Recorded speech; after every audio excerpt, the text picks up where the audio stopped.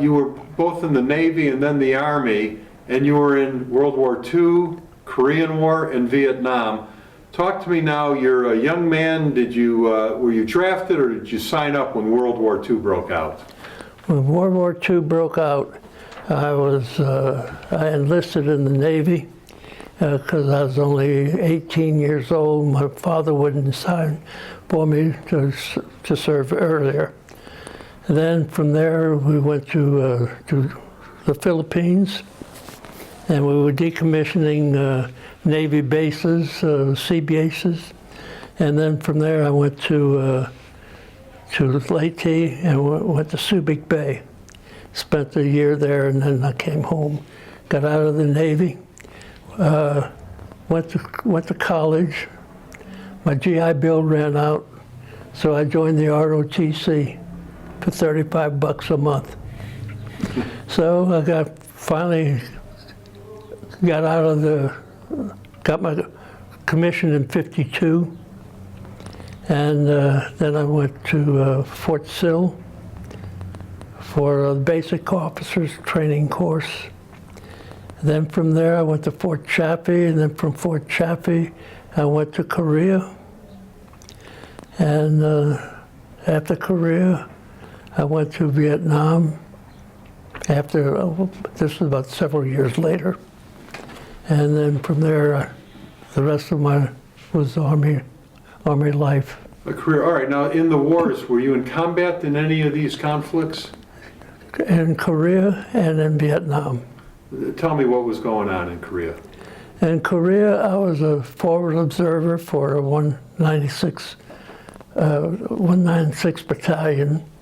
We were assigned to 8th Army. We were in support of the 24th Infantry Division, Rock Division, and then from there, after the war ended, then I went back to 10th Corps Army.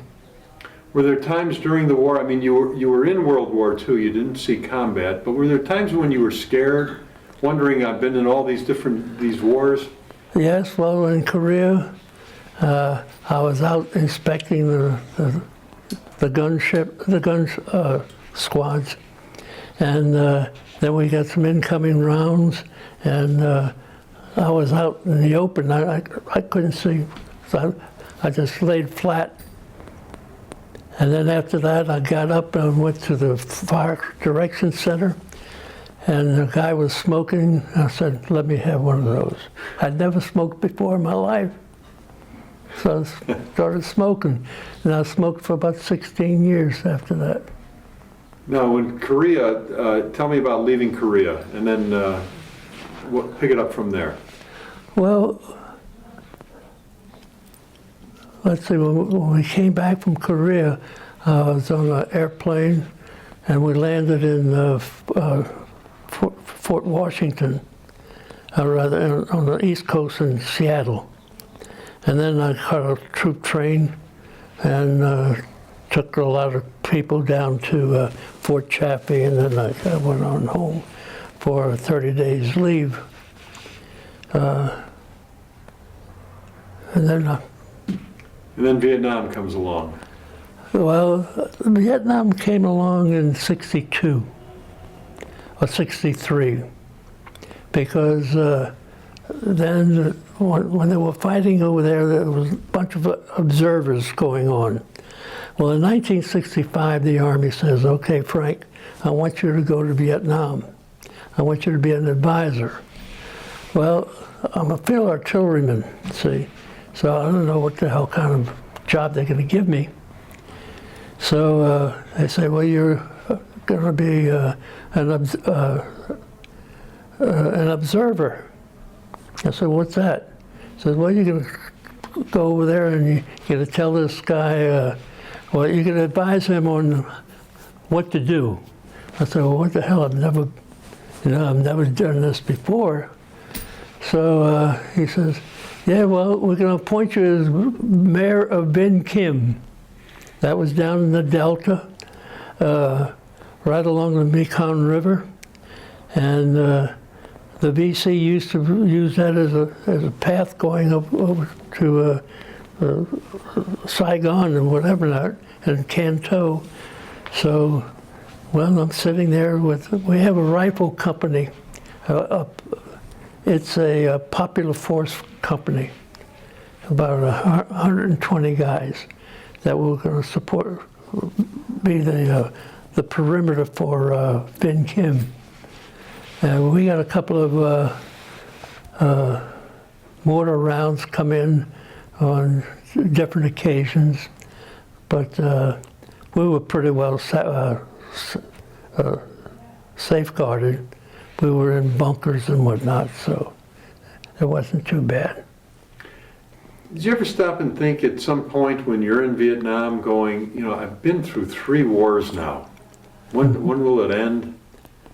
Well, it didn't really end for me because on the 5th of July,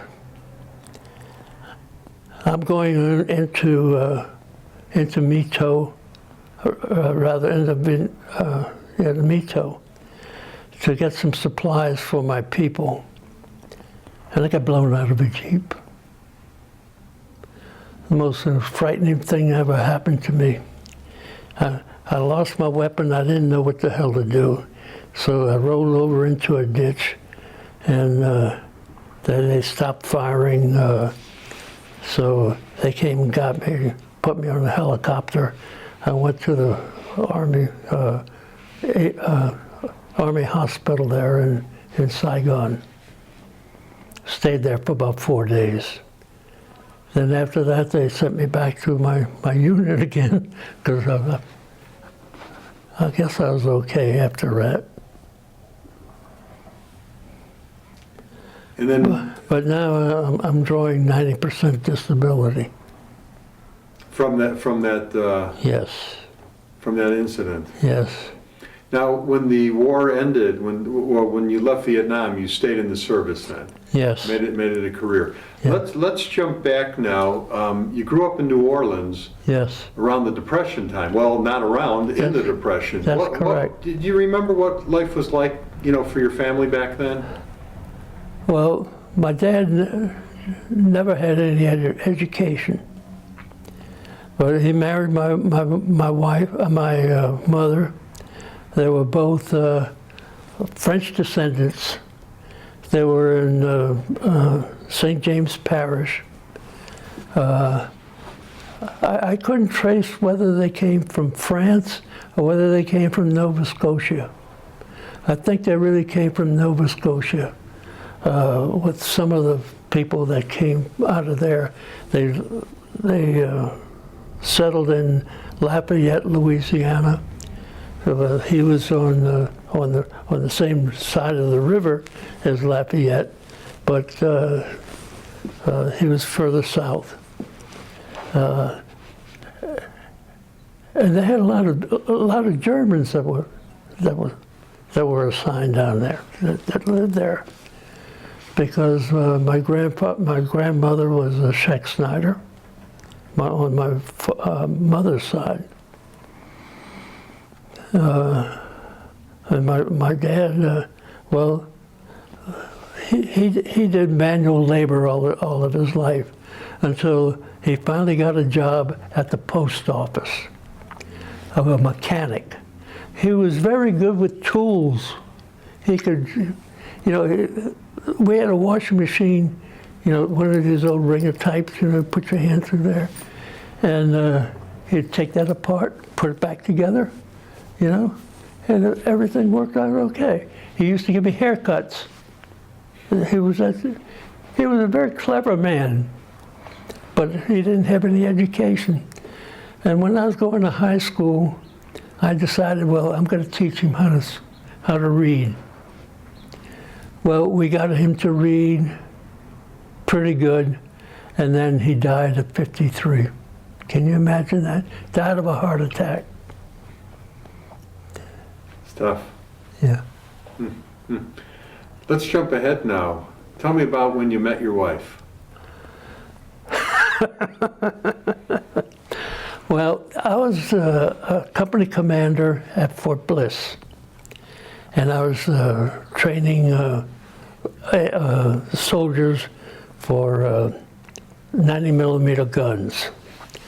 Well, I got one guy that came in, and he was being charged with a $500 maintenance fee because he'd lost some equipment.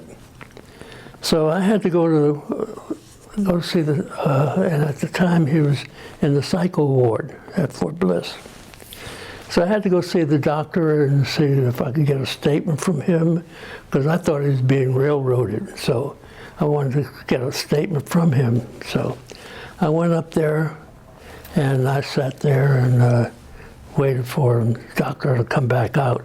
He said, "Okay, I'll give you a statement." So he gives me the statement and he says, "Now my secretary's going to have to write this up for you. Type it up for you." So I was in there. I had my brown skivvies on with the combat boots. You know, I thought I was a big shot. I said, "Okay, here's this lady. Give me this report as soon as possible." She looks at me. She picks it up and puts it down at the bottom, like that. I said, "Well, son of a gun." So I left there, and a friend of mine, her husband was in the Air Force. She was working at the officers club. She said, "I'm going to have a birthday party, a Thanksgiving party. So I want you to come, and whatever you want, you can bring a date or whatever." She had about 4 or 5 of us come there. So I said, "Okay, I'll call her up," and I asked if she would like to go out. So I said, "Hey, I'm being invited to a Thanksgiving party." I said, "Would you like to be my date?" And she's hemmed and hawed around and she said, "Yeah, okay, all right." Yeah, so we went out, and I dated her a couple of times, 3 or 4 times. Then Christmas, New Year's Eve. New Year's Eve, you know, everybody has to get dressed up to go to the officers club. So I'm in my uniform, my dress blues, got my collar and everything. And I said, "I think I'll propose to her tonight." So I asked her, I said, "Would you like to marry me?" She looked at me. She said, "Yes." I was surprised as hell. So we got married then, about a month later. Kids? 2 sons. 2 sons? Yeah, Grandkids? 2 girls.